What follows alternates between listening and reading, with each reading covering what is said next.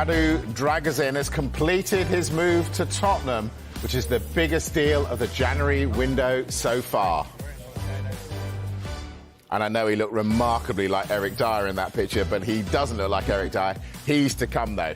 Hello, welcome along to the Transfer Show. Ange Postecoglou wanted new signings. He wanted them early. He has got his wish in what is a bumper week for Tottenham. Also on the way, Jadon Sancho has left Manchester United to a place he's calling home. Hello, BBB fans. It's Jadon here. I just want to say Happy New Year. And I'm so glad to be back, and I can't wait to get started. See you soon, and take care. So, the breaking news is Spurs news. Drag us in to Tottenham, Michael Bridge. Drag is in confirmation, Mike, that Tottenham have signed their primary target, positional target, centre-half. Radu Dragusin has joined from Genoa. This has just broken with a deal that will run until 2030, and he'll wear the number 6 shirt, subject to international clearance, of course. But confirmation, Tottenham tonight have signed Radu Dragusin from Genoa. Big signing for Spurs and Ange Postecoglou. Andy, should Spurs fans be excited? Yeah, I think so. And I think you can look at it in two ways. One, that there's a relatively small sample size in Serie A because Genoa have only just been promoted this season, in which has been very good. They've had some eye-catching results, and that's what's quickened his transfer. But I think people were always waiting for that confirmation because ever since he was a kid, when he was at Juventus, very, very fated. Giorgio Chiellini, of all people, took him under his wing there and guided him. He's sort of his mentor. They're still quite close. And advised him to go out and play football. And that's what he did in playing Serie B last season and playing very well. And because they were so good at that level, he got plenty of time on the ball. And he's someone who is now more confident of bringing the ball out. He's quick, he's great in the air, but he doesn't dive into tackles, but he wants to get towards the halfway line. And, well, that's exactly what Ange wants, right? Is this Tottenham backing their new manager, Mark? Absolutely. I think you have to be excited if you were a Tottenham fan because of the way that Ange Postecoglou has established himself at the football club.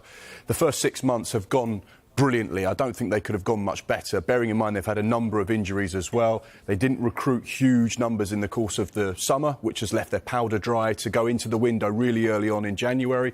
You have to be impressed with the business they've done. You have to look at the players that they've brought in, what type of football they're playing, and the feel-good factor around the football club. You know, you look back to the Pochettino days where there was everyone really loved the club, loved watching the team. There was a connection with the team and the players, the manager and the fans. But you get the sense this has gone to the next level with Ange Postecoglou.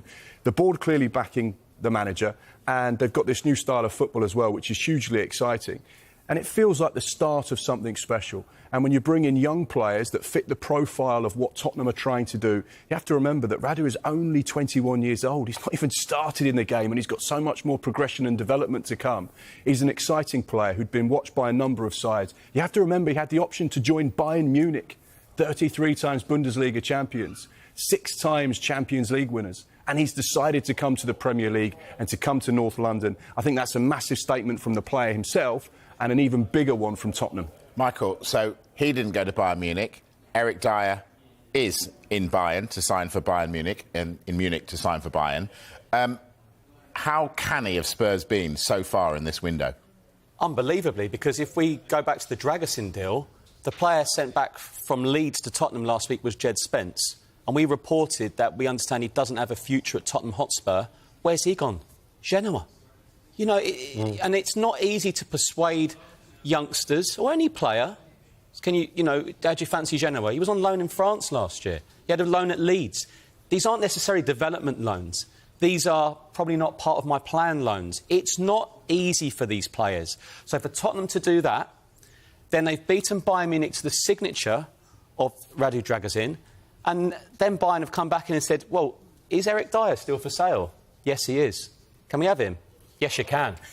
It's been an unbelievable few days for Tottenham Hotspur. It really has. And it feels like a little saga for me in terms of this Dragusin deal because of interest in Napoli we reported last week, but we also said that Spurs weren't concerned with that. There was probably a few concerns when Bayern came in, and I know a few on social media were like, oh, they've got Harry Kane and they're going to get Dragusin now. But, and what we're reading now, Dragusin stuck to his words, stuck to his guns, was excited to go to play in the Premier League. Spurs have got him, and then they'll part with Eric Dier on fantastic terms, a player who's had nearly 10 years, great service at Tottenham Hotspur. It's been an excellent few days for Spurs, without any shadow of a doubt. Andy Brassel, what do you make of Spurs' business so far? Really good, and really early as well. I mean, I think you look at the Dragusin deal, and it's good for him, I think, because I think he'll get more. He'll get more of a better way of progressing at Tottenham, because the thing is, Bayern have been a bit of a defensive mess for a while, and to get a 21-year-old and go, OK, fix it, I think is a bit much, really. I think that would be a pretty stiff learning curve. Whereas if you think you've already got Romero, Van der Ven, and it takes pressure off both Van der Ven and Dragusin, I think. You know, maybe they could play together eventually. I think, ideally, you probably want to play Dragusin or Van der Ven for the moment, because they're that not dive-in kind of defender. And I'm not saying what Christian Romero's like, but he's a little bit different, let's put it that way. But as far as Eric Dier goes, I think it's a little bit like Jadon Sancho's going. OK, he didn't have the best time over the last year and a half at Spurs. Galatasaray are very pleased with Jadon Sancho so far, looked the part in the Champions League as well. And I think Eric Dier is exactly what Bayern have been looking for months. Of course, they couldn't get João Palhinha over the line, and that's going to be a very difficult deal to broker in this January. So he can play defensive midfield, he can be reinforcement at centre-back, and, you know, he's got so many legs around him, he doesn't need to move like lightning. I think he's exactly what they're after, and maybe, just maybe, it could help him get back towards the England squad. Here's a very interesting one as well, Mike. So if over the last few weeks, Spurs have had Emerson Royale and Ben Davies at centre-half. Right back, left back. Davies has done ever so well, but I think he might have a hamstring problem, which Ange Postecoglou will confirm tomorrow. That's the bad news. The good news, he might have Dragusin, he might have Van der Ven back, and he might just have Christian Romero back for Sunday's match against Manchester United. Okay. So he might have all three. Big boost when he's been without Van der Ven. What signing he's been, Andy? Yeah, it's been great. You know, and for Romero potentially, that's not confirmed. We'll wait for Ange Postecoglou's presser tomorrow. All right. But that's big news. So who starts? Blimey, stop talking. Well, look, do you know what? It's for the first time he will have an option, Ange Postecoglou. But of course, they're both hamstring injuries with Romero and Van der Ven. You've got to be extremely careful. Dragusin, throwing him in at Old Trafford. It's going to be a great atmosphere. You know, I think Sir Jim Ratcliffe's going to be there. It's going to be a big atmosphere Sunday. Am I going? Yes. But, you know, so it's going to be a big game. It's down to Ange Postecoglou. But what we do know, Mike, he does throw the players straight in. Some managers don't. Brentford, he threw Mickey Van der Ven in with one day's training and was excellent. Go on, Mike. I was just going to say, look at this business that Tottenham have done early in the window. How much stronger are they for the game against Manchester United than they would have been if they hadn't have done Timo Werner and Radu Dragusin? They go into that game, and this is, again, they get the business done early in the window, and it means they've got players for big games in January. And that makes a massive difference. That, you know, they don't have to wait until midway through February before the players get up to speed and up to scratch and get settled. Chuck them straight in and they can affect games now. And that shows the sign of good business in the window. So are Tottenham done now in this window, Michael? It wouldn't massively surprise me. We'll wait and see what transpires over the next few weeks, because things can change, maybe one or two outgoings here and there. Pierre-Emile Højbjerg's future is still up in the air a little bit, but with Pape Sarr and Yves Bissouma away on international duty, I'm not so sure they'd be too quick to sell him. So we'll just wait and see. But I'll flip it round. They're not going to wait till deadline day. Ange Postecoglou's key target, he wanted a top-class centre-half in as early as possible. They've got him.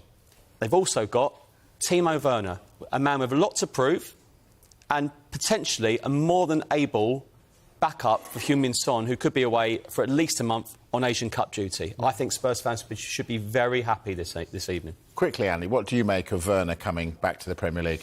I think it's a no-lose for Tottenham, really. He's someone who, even when he's not scoring goals, we saw at Chelsea, he contributes to the team. You know, he's not a dead weight when he's not scoring goals. He's just not had the opportunity at Leipzig this season, really. He wants to play. He's desperate to get in the Germany squad for Euro 2024. And if it goes even halfway well, surely Spurs are going to take up the option at that price. So, will he play for Spurs at Old Trafford at the weekend? You can see that game, Manchester United-Tottenham, on Sky Sports, of course. Sky Sports Premier League, Sky Sports main event, Super Sunday from 4 o'clock.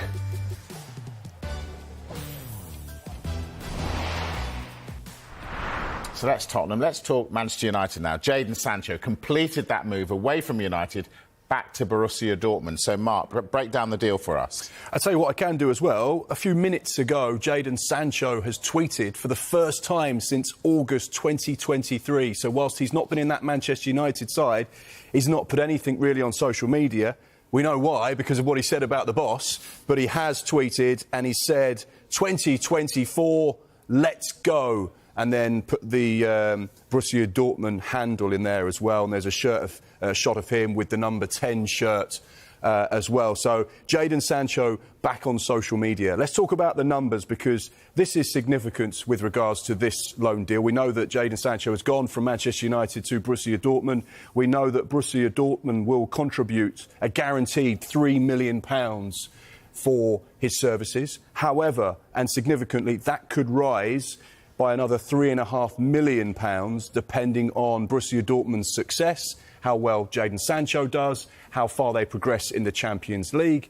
And basically, the more success that Jadon Sancho has, the better it will be for both Manchester United, because they'll obviously recoup more money. They'll have all of his wages paid, plus a loan fee. And, of course, it means that if Borussia Dortmund are paying Manchester United more money, it means they've had more success on the pitch. So that would suit both parties. So that's the numbers with regards to Jadon Sancho. We know that he was one of Manchester United's highest earners on a weekly basis, but potentially all of that could be covered by Borussia Dortmund. All right, on that then, because this intrigues me, this move, who are the biggest winners? Starting with you, Mark. Well, I guess Jadon Sancho will be looking at this and he'll be saying, this suits me down to the ground. I'm going back to a football club where in 137 games I scored or assisted 107 times. I had my greatest success as a footballer at Borussia Dortmund. He said he's going home. He said he can go back to somewhere and start playing football with a smile on his face. So he'll be looking at this situation thinking, I'm earning the big bucks that I got from the move from Borussia to Manchester United, but now I'm going back to somewhere where I feel comfortable and I belong and I can smile. So as far as he's concerned, he'll be saying, this is perfect for me, this is brilliant. And now I've got the opportunity to prove to everyone at Manchester United, Erik ten Hag included, I'm a good player and I can still do it at the very highest level. Borussia Dortmund will be looking at this going, well, we sold a player for in excess of £70 million, and now we're bringing him back on loan for £3 million, possibly rising to £6.5 million. So that's fantastic business for us. We've done really well there. So they'll be looking at that and thinking, well, we're both winners here. Manchester United, though, I guess, Michael, will have a very different thought process on the situation. Yeah, I mean, I think there'll be an admittance that this is far from ideal, but the fallout was in the summer, wasn't it? I mean, it seems such a long time ago now, but it was a few weeks after the summer window. You've got to think about his valuation getting lower as each day goes on. And for United, it does get him out the door. You know, they're not seeing him, and it's someone else paying his wages. It stops reporters asking Erik ten Hag every Friday, have you spoken to Jadon Sancho? And I'm sure Jadon Sancho saying he's come home probably won't please United fans massively. Well, remember, he's back in a United shirt in a few months. Yeah, and with that, Mike, is it a different Manchester United then? Because is it a different manager? Well, exactly. That's exactly. I mean, that's the obvious thing. It. They're just kicking the can down the road, and they have to, because at the moment you have a huge asset that's completely unsellable. That is the problem, really, and really, United need to thank their lucky stars that Dortmund have had a bad couple of months, because they've gone into the Bundesliga break 6 points off the Champions League places, 1 win in 7 games. They couldn't beat a team in the relegation zone in their last game before Christmas. They look completely disjointed. They talked about sacking the head coach, Edin Terzic, just after that, just before Christmas. And in the end, they gave him such a vote of confidence that they gave him 2 new assistants, who are both club legends in Nuri Sahin and Sven Bender. Now, Terzic and Sancho really clicked together. They worked really brilliantly together last time. With Erling Haaland in the team, the two vibed together brilliantly, and they won the DFB Pokal against Leipzig, absolutely thrashing them in the final. But really, Dortmund could end up doing United a favour here. But it's because he's been offered there for months. And Sancho's people have been saying, what do you reckon? Can he come home for months? And they're like, we love you, Jadon, but not now. But now, they're desperate. I mean, it's the perfect January transfer storm. You have three desperate parties all coming together, really, really needing this to work. And do you think it will work? I think it'll take a while because, well, we heard Mark talking before about the fact that Spurs can bed in their signings and, it's not until February that you're going to get them firing. Maybe it'll take that long for Sancho. I mean, he hasn't played football since August. I think you have to be realistic. But what Dortmund need him to provide is, this season so far, they've been very bad at hanging on to the ball. They've been very bad at moving into the opponent's half quickly. And those are things that Sancho can really help them with. Add the creativity to that. They get him fit.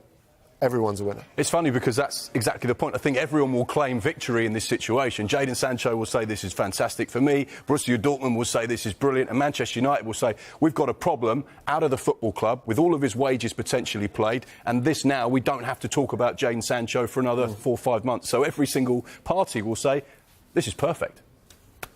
On that note, we're going to go to a break. Right.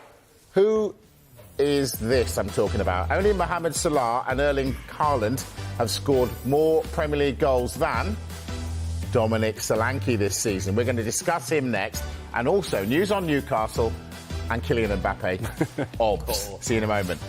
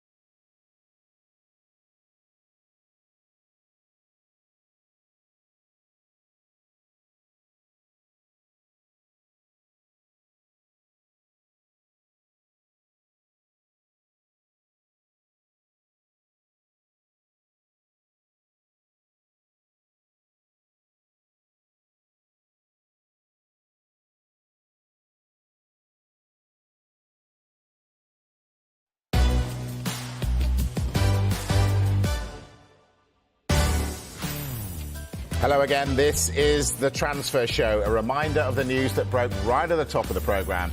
Radu Dragusin has completed his move to Tottenham and could make his debut against Manchester United at the weekend. And this is how Spurs announced it.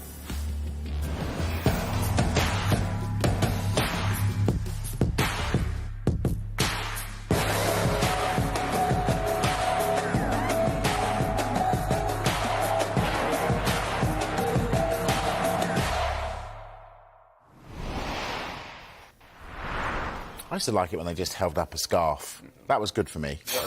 Old school. Boring. No. Old school. No, old school. Let's talk Newcastle. Mark, financial results raised a few eyebrows. Tell us why. Yeah, significant day for Newcastle United and their fan base, because whilst they are, in theory, on paper, one of the richest clubs in the world. The richest by clubs, a mile. The richest club in the world by some distance. They've released their financial results today, and of course, immediately fans look through the paperwork, they look through the numbers, they look through the details, because they want to know. These days, football fans are so aware of their football club spending and what it means, the commercial deals, the impact it has, and of course, what it means for the transfer activity they could potentially do this month. I guess really the standout figure was the fact that over the course of the 22-23 season, they lost £73.4 million, which emulates what they did in the 21-22 season as well. So Newcastle United are currently losing around £200,000 a day, which is obviously hugely significant. The owners have invested a lot of money into the football club, and we know that FFP is done in 3-year cycles. So they've got their previous 2 years where they've been losing around £200,000 a day. At the moment, that's offset by the final Mike Ashley season. And as we know, Mike Ashley was an owner that didn't want to spend a lot of money, and he held quite a tight ship. So therefore, that final year of Mike Ashley's reign at Newcastle United is actually helping them at the moment, because there wasn't a great deal of losses in that season. But the big question is now, what does that mean for our spending? The club's CEO, Darren Eales, has been speaking to the internal media channels as well, and he set the record straight on a few things. Here's what he had to say. Very difficult to get value in the January window, because most clubs don't want to let their better players go at such a crucial time. I also think we're in an interesting spot because we've got a number of very good players that fortunately been out injured, but second half of the season are going to come back. So I think for us, we're always mindful as well of financial fair play. So I think we always take that view. We did that last year when Anthony Gordon came in the January, that we'll be flexible. So when it comes to player trading, we'll make a decision based on the medium to long term for the club, and does it make sense. So interesting to hear from Darren Eales there, the club's CEO. And essentially one of the things he said today is every player has a price. Now, I know Newcastle fans will be looking at this thinking, we don't want to sell our best players. We want to keep our best players and add to it and continue to build the project. But selling big players is something that all clubs have done and do. You saw Manchester City do it with Zinchenko and Jesus, and then replace them with the likes of Haaland and Alvarez. You've seen Aston Villa do it. They sell Jack Grealish for £100 million and then bring in 3 or 4 other players to do it. So that's not something that's completely uncommon in football. And clubs have to do that to continue to build and develop. And that's where you go, right, the manager, the recruitment team, the people that spend the money, how sensible, how wise, how clever can you be if we sell our star player, just say, for example, Bruno Guimaraes, for £80 million and plucking figures. That's just caused a storm up in Newcastle. It did. Saying that. They won't want to do it, but if they sell him and then bring in 2 or 3 players that are gems, and that's where you have to trust your scouting system, that could transform that football club and, again, take them to the next level. I will just point out as well, I think the recruitment at Newcastle has been superb. Eddie Howe has done some really smart business. You look at some of the players like Dan Burn and Kieran Trippier, who have been brilliant. And then you look at the overseas players that have come in, the likes of Bruno Guimaraes, Sven Botman, Alexander Isak. There are players that have come in from abroad as well there. So the manager has got a really nice balance between UK domestic recruitment and players that have come from South America or Europe and all had a massive impact in the team. And this is just part of the growing pains of taking a club from the bottom 3 to the top 4, which is what they've done, and then being able to sustain it. All right, then. That said, then, Andy, which players can Newcastle use to raise funds? Well, the obvious one is Bruno Guimaraes, isn't he? Because he signed that new deal, which appears to have a £100 million buyout clause in it. I think that they've given themselves the option by allowing the buyout clause to be staggered. It could be paid in 3 chunks rather than normally a buyout clause is paid up front. I think that's reflective of FFP and where various other teams of substance are in the market. We know PSG would like him, for example. We also have to say that Bruno Guimaraes has not given any reason for anyone to doubt his commitment to Newcastle United. He said it's the best move of his life. He's loved it since the moment he's got there. I would actually say this is quite a positive thing for Newcastle. They've got the options. They've actually got players they can sell now. If you go back to Mike Ashley, the club was stagnant on every level. So it was undynamic in commercial terms, terrible on the pitch, and they had no one to sell to get them out of this trouble. That's why they had to be so careful. Now, if you can flip and trade, is what Darren Eales called it, isn't it? I think you have to be open to that. Most clubs have to be open to that, and I think that's fair enough. Look, they're not going to try and sell one of the crown jewels straight away, but I think another one you look at is Sven Botman. You know, you look at how many of the biggest clubs in Europe are looking around for centre-backs, and there's not loads of great centre-backs at the moment. That's why it feels that like Tottenham have got such a great deal for Dragusin, because he's someone who can become better and better at only 21.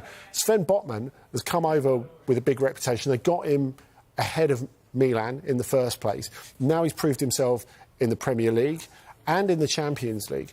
If they were to sell him tomorrow, they could make more money than that they paid for him. So they're actually in a pretty decent position, I would say. Isn't this a reflection as well? We know it's going to take time for the reasons Mark's saying as well, but no one really expected them to get in the top 4 last season. They didn't. If we flipped it to this season, they were sort of, where are they now, 8th or 9th? They'd have accepted that probably last season. They got to the Carabao Cup final. But now this season feels a little bit of a downer. And then let's not forget, Sandro Tonali was a big money move, wasn't it? I mean, you think him and Harvey Barnes have barely played? And with his foot injury, yeah. They've got money in the bank, talent-wise, haven't they? And what interests me as well, we had this Premier League meeting, didn't we, a few weeks ago about the loan system, and, predominantly it was about the Saudi clubs. Then there was talk about, what clubs will Newcastle be dipping in the Saudi market because of it. But at the moment, it seems like it's not going to happen. I think the other thing as well that really affects Newcastle and all clubs with regards to FFP is the academy. Now, you look at Manchester City, for example, they've sold Cole Palmer, they've sold Romeo Lavia, they've sold James Trafford, they've sold Gavin Bazunu, and the list goes on. That is huge sums of money that can be reinvested into the first team. Chelsea have done the same thing. You look at the likes of Fikayo Tomori, Mason Mount, Ruben Loftus-Cheeks.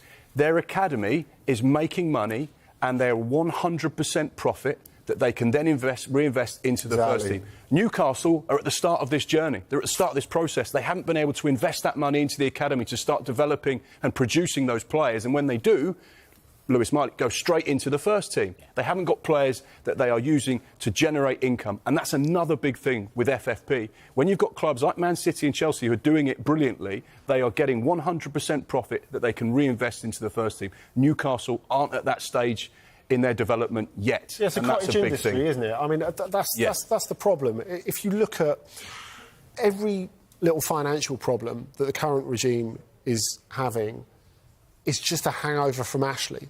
Really, the bare minimum you need to be doing with the extraordinary amount of broadcast revenue you get is invest in the academy. Yeah. I mean, the North East is an extraordinary hotbed of football talent. Yeah. And people talk about, how many academy players have Chelsea brought through? Well, a lot. Compared to Newcastle. Yeah. You're watching the French League loads, Andy. When they signed Bruno Guimaraes, the minute I saw him, I thought Champions League player. Could play in any of the so-called top 6 sides. Yeah. It's proved to be. Surely, if you're talking about one player, that one has to be unthinkable. He could even wear the armband at Newcastle. He just seems to get it. He cheers tackles. Yeah. He just gets it. There's a cocktail named after him at my local restaurant, where it's a Brazilian barbecue where he took Chichi, the then Brazilian coach, when he came to see him. Oh, nice. So he's properly assimilated. See you there. And you guys talking about selling him, I can't believe it. Mark, on that note then, Dominic Solanke has been linked with Newcastle, but given what we're saying about finances, does that mean that's unlikely to happen? That was one of the things that surprised me most about the link with Dominic Solanke in the media over the course of the last 24, 48 hours. Was I was thinking, I don't think Newcastle have got the type of money it would cost to get Dominic Solanke up to the northeast, because they have to be so clever with regards to their FFP commitments. Therefore, how could they afford someone like Dominic Solanke, who would cost, let's be honest, say 60, 80 million plus, because of the form that he's currently in? He's at great age. He scored 12 goals in the Premier League. He's been the standout player for Bournemouth. He's played his best football under Andoni Iraola. And as things stand, Bournemouth have had no offers for Dominic Solanke, and, let's be honest, wouldn't entertain any offers. And therefore, I cannot see him leaving in this window. I think he will be thinking, I want to stay at Bournemouth, I want to score another 12 goals and get into 24, 25 in the Premier League this season, and give Gareth Southgate a real headache for the summer. Yeah, absolutely. All right, time for a break. When we come back on the Transfer Show, the rest of the news, and that includes even more from Manchester United. We'll see you in a moment.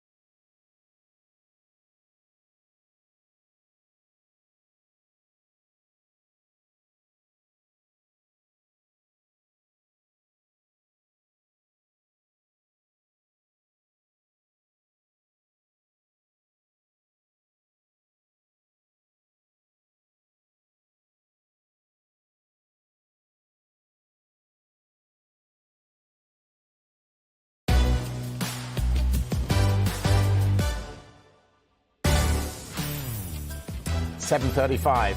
About time we spoke Kylian Mbappe. We haven't for at least 10 minutes. Andy, fascinating this, because it's been going on and on and on and on. It's almost like he's playing games with everybody. Is there anywhere he can go apart from Real Madrid? No, I don't think so. I think it's very hard to imagine anywhere else. But we are not talking about a money decision with him. So whatever a Premier League club, for example, to offer a curveball would offer, it's just theoretical. It's not realistic. There are two choices for him. Is stay at PSG, and they have definitely not ruled that out, by the way, or go to Real Madrid. Now, I guess the difference between this and when he was last signing a contract, there's a couple of things. People are pre-warned what he's like you were saying. So, for example, PSG are not hitting him with all the pressure of last time. There's definitely gentle pressure, more than gentle pressure. Had Nasser El-Khelaïfi come out and talk about, we don't have a Kylian Mbappe, a with and without plan. We just have a with plan, and we're very confident. And Real Madrid, on the other hand, a lot of the pro-Madrid press are saying, well, why should we throw the bag at him? He made us look like idiots last time. He should really want to play for this club, which is a bit ridiculous, but, they're not used to that kind of embarrassment and disappointment. And on the other hand, last time you had Emmanuel Macron, for example, saying, oh, we really need this guy here in France. Whereas you look at him after the World Cup final, he scored this hat-trick. Macron's trying to get in every photo with him. And he's, nope. He's staying at arm's length the whole time. So Mbappe's wiser, PSG are wiser, Madrid are wiser. But when he came out and spoke after the French Community Shield equivalent, the Trophée des Champions, when they beat Toulouse last week, he stopped in the mix zone and spoke to the journalist, the bit where the journalist can speak to the players as they come out of the changing room. He never does that. And he knows the weight of every word. He stops and speaks for a reason. Yeah. And that has made everyone in France think, oh, hang on, it's something imminent. And maybe it could be. Yeah. We'll leave him there, I think, for a while. Anyway. But will we leave him there? Yeah. Let's go Jadon Sancho again. I want to delve deeper into this, Mark. Cost United over 70 million quid. Is he an example or proof that big money doesn't necessarily mean success? No, I think there's such a massive pressure on these recruitment teams these days because we know that the figures are escalating window on window, and expensive players now, world-class players now cost you, 60, 80, 100 million plus? And you can only do one or two of them a season, and that's the Manchester Uniteds, the Chelsea, the Manchester Cities, other Premier League sides, other sides in Europe. Can't get anywhere near those figures. So there's such a huge pressure on it. But spending a lot of money doesn't guarantee the right player and a successful player and someone that will come into your football club and have a huge impact. And, of course, we know that Borussia Dortmund sold Jadon Sancho to Manchester United for in excess of £70 million. And it's quite interesting when you look at the money that Manchester United have spent and their biggest ever deals. Let's take a look now at what Manchester United have as a top 5. Paul Pogba out in front at 93.25 million. Romelu Lukaku, 90 million. Antony at 85.4 million. Harry Maguire on the list. And, of course, 5th, last but not least, Jadon Sancho there, costing Manchester United £73 million. When you look at that list of outgoings, that will be one of the things that Sir Jim Radcliffe and Ineos will be looking at, saying, how can we get this right? Because that list doesn't really reflect the money that's been invested in these players. Is it a Manchester United problem, or is it just a league problem that money doesn't guarantee success? I think every single football club has this problem. They will be looking at some of the investments that they've made and they think that was a smart investment, and they'll be looking at a number of them thinking, we got that wrong. We overspent, we paid too much. He wasn't the right profile, the right player for our club. Let's put that Jadon Sancho figure into comparative terms to other Premier League sides. You can see that Moises Caicedo, probably safe to say the jury's still out on him at £115 million. Enzo Fernandez at Chelsea from Benfica, £106.8 million. Declan Rice, fantastic impact at Arsenal already, but still that's a huge investment in him. He needs to continue to develop and deliver those performances. Jack Grealish, again, £100 million. Lukaku from Inter Milan to Chelsea at 97.5. Page 2 of the list, more Manchester United players on it there. Paul Pogba, Lukaku, again, that was from Everton to United for 90 million. Anthony, Darwin Núñez at Liverpool, Harry Maguire as well there. When you look at that list, Michael, Andy, how many of those players do you go, well, they have been successful signings? Yeah, I mean, you asked, is it a Manchester United problem? It is a Manchester United problem as well. I think it clearly is, and, you know, that's why you've got a minority shareholder with hardly a peerless record in the transfer market at Nice, by the way, being given latitude to look after. And, you know, you have people saying, well, it's better than what's there already when you get those criticisms. But I think you have to look at it. Clubs are going to have to be even more careful going forward, I think, because the toughest thing in the Premier League, and we see it window after window, and particularly in January, getting those players on board is one thing. Getting rid of them when they don't work out, that is really, really difficult. You know, you look at what Chelsea had to do to get Romelu Lukaku out on loan this summer.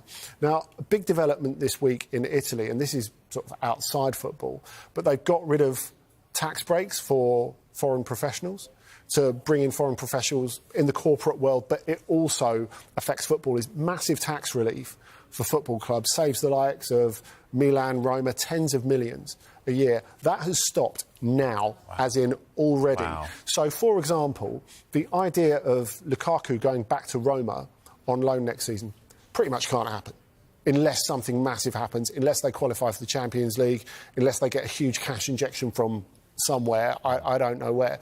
And lots of other clubs are going to be in the same boat.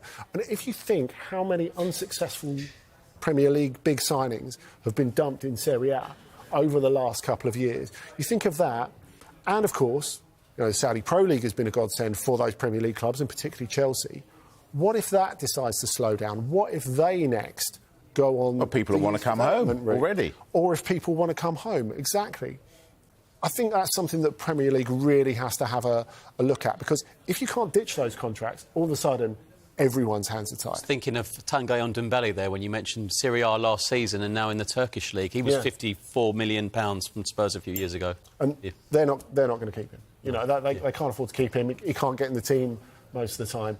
He is, I suppose, one of your best examples of the unsellables, I suppose. Now, you said Spurs have done really well this transfer window. You can't get rid of them all. There are always a couple that you're really going to struggle to shift on big contracts. So what's the answer then? Just be sensible. You know, I think that's another thing with, obviously, the FIFA rule has changed in terms of contract lengths recently, but it's one of the big risks of what Chelsea have been doing, for example. What if you sign Mudryk to a 7-year contract and he doesn't work out?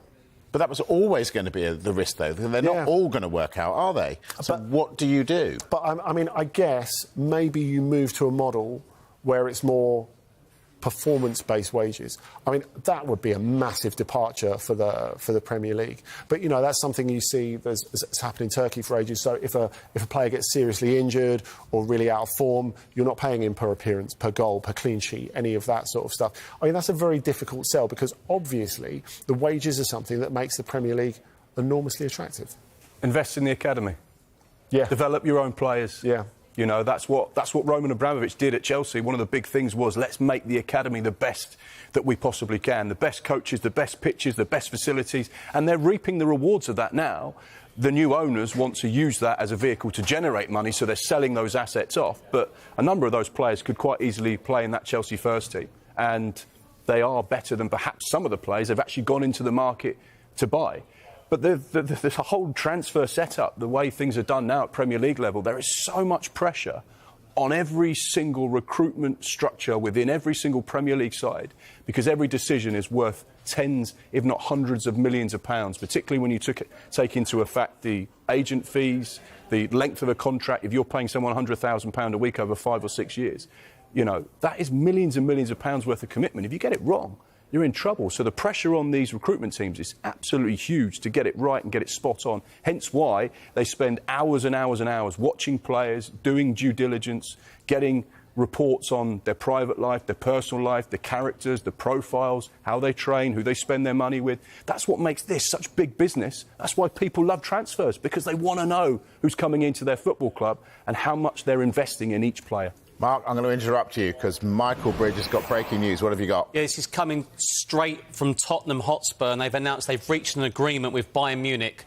for the loan of Eric Dier for the remainder of the season, with an option to make the move permanent. So that's confirmation. Eric Dier, we had those pictures earlier of him arriving in Germany. Confirmation that he is now a Bayern Munich player. The interesting one here is the loan for the remainder of the season with the option to make the move permanent. But it ends Eric Dier's 9.5-year stay at Tottenham Hotspur. It's another one, probably one of the last players under the Maurizio Pochettino era. Thinking out loud, maybe just Heung-min Son left now, because one man who was there for many, many years from as a child, Harry Kane, well, where's he now? Eric Dier's new club, Bayern Munich. Will he fit in at Bayern? Yeah, I think he will. And obviously it's backup, as we said, for if they don't get that defensive midfield player. But the utility angle of Dier is what it's all about at the moment. And, you know, we talked about the consequences of spending big in the transfer market. Now, look, Bayern are prepared to spend this summer. They've got holes of centre-back. Of course, Kim Min-jae is away at the Asian Cup as well. They could do with a better right-back, is why they're speaking to PSG at the moment for Nori Mukiele. But they spent a lot of money on Harry Kane. And not just a lot of money on Harry Kane, but there's a massive national discussion about should you be spending that amount of money, full stop, if you're a German club, but also for a player who had a year left on his contract. Now, in terms of sporting output, there is no argument. But there are consequences to paying that much. So you go back to autumn, and what they were looking for to plug their defensive gaps, they were looking at Socrates, for goodness sakes, who's like well into his late 30s, chose to go to Real Betis instead. They were looking at Jerome Boateng, and they would have had him back and he's on the back of a couple of very poor years. If it wasn't for the off-pitch stuff that caused the Bayern fans to protest, they would have signed him as well. So Eric Dier is, you know, significantly more upside and more versatile than either of those two players, but even they have to cut their cloth accordingly. He is only 29 as well. Look, he's not specifically worked under Ange Postecoglou, but he's continued to work hard. He's fit. He's absolutely delighted. It's a great move for him. And as you mentioned, it's his versatility. And it's not just because Harry Kane, he would like him to be there. Thomas Tuchel would know him very well from his Chelsea days as well. Yeah, absolutely. Look, I think he'll end up doing a really, really good job for Bayern over the next little while. So, Eric Dier, now at Bayern Munich. All right, we'll take a break. When we come back, we've got news from Everton, news from Chelsea as well, plus the former Premier League midfielder who's causing a bit of a stir in France. That and more to come. See you in a moment.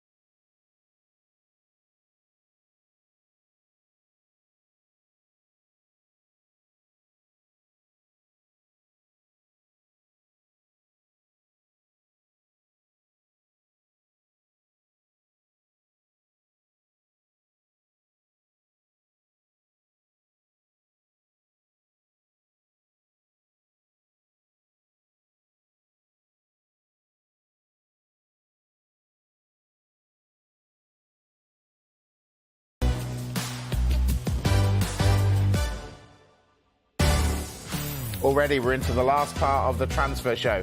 The breaking news in this show: Tottenham Hotspur dominating. Dragusin in, Eric Dier out, but his deal is done as well. Both deals done, and Spurs busy in the window. Now, we're running out of time. You've got an Nemanja Matic tale. What is it? Yeah, so obviously the model pro throughout his time at Chelsea and Manchester United. His club, Rennes, very unhappy with him. Joined them from Roma in the summer, 35 years old now. Now, the problem seems to have been that he arrived at Rennes thinking his kids were going to an international school. No international school in Rennes. Matic family, very unhappy. He tells them at Christmas, I'm going to need a move. Lyon interested. They offer him a deal. He's agreed terms with them. Rennes don't want to sell there. They have a quite kind of unusual relationship with Lyon. So Matic goes in on Tuesday, empties his locker, leaves France and says, look, if you don't sell me, it seems, I might retire. And so they've put out this statement, Rennes, saying we're absolutely perplexed by this behaviour from such an experienced professional. But, I mean, it's hard to see any other end than him going to Lyon at the moment, which, don't worry, does have an international school. I should hope so. Wow, that's a great tale. All right, we've got very little time, so we're going to run through some names. Michael, Arnaud Danjuma. Well, we talk about Kylian Mbappe always on our transfer shows. Arnaud Danjuma is always on our transfer shows. Lyon showing real interest now. A loan deal has been agreed with Villarreal. But where's the issue here? It's because he's currently at Everton, and it will require Everton to cut his season-long deal short. Now, that might be an issue because there's an injury to Dwight McNeil, and they've got a big game against Aston Villa this Sunday. We understand it'll be a quiet window for Everton. So it sounds potentially unlikely for Lyon. More on that as we get it, but they are keen to sign him for the second half of the season on loan. David Datro Fofana, Mark. Yeah, he was at Union Berlin on loan from Chelsea. Been recalled, but it's likely that he's going to go back out on loan. We know that Chelsea are currently in talks with Sevilla. They're in the need for a striker. OK, and Hannibal. Yes, that could be Sevilla again. We know that there was some interest from Everton in the man from Manchester United, Hannibal, but it looks like it's going to be a loan with an option to buy in the summer. Manchester United have triggered that year extension on his contract to protect their value, but Hannibal to Sevilla looks like a big possibility. OK, gentlemen, thank you very much. That is the transfer show for this evening. Dragusin, done. Dier, done. We're done on the transfer show until tomorrow. Sky Sports News coming next with the rest of the sport, loads of it, but they will also be talking about the man with the top knot at Spurs. We'll see you tomorrow.